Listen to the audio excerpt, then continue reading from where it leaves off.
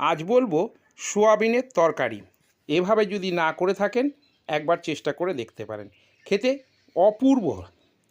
প্রথমেই নিতে হবে একটু কাঁচা লঙ্কা বাটা, আদা বাটা, রসুন বাটা, লাল লঙ্কা, ঝাল লঙ্কা, এটা সামান্য জল দিয়ে ভিজিয়ে রাখতে হবে।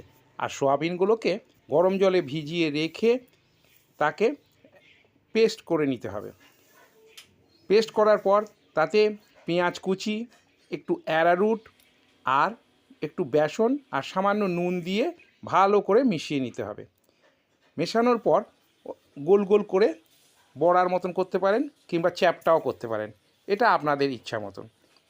আমি গোল গোল করেই নিলাম। গোল গোল করে নিয়ে ওটাগুলোকে তেলে কড়া করে ভাজতে হবে, লাল লাল করে ভাজতে হবে। আমি লাল লাল করে ভেজে তুলে রাখলাম। তারপরে কড়াতে অল্প তেল নিয়ে একটা ডিম ফাটিয়ে সেটাকে ডিমের ভুজিয়া করে নিলাম। ডিমের ভুজিয়া করে সেটাকেও তুলে রাখলাম। অল্প তেল দিয়ে তাতে লঙ্কা ফোড়ন আর জিরে ফোড়ন দিলাম। তারপর দিলাম পেঁয়াজ কুচি।